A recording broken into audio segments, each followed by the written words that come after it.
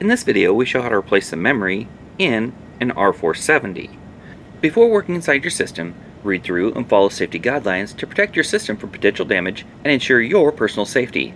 For more information about safety guidelines, see the service manual at dell.com/support. To remove the memory, pull out on the retaining clips and then lift the memory out of the socket. Install the memory, align it with the socket and press down until it clicks into place. For more information or support about the PowerEdge R470, visit dell.com/support.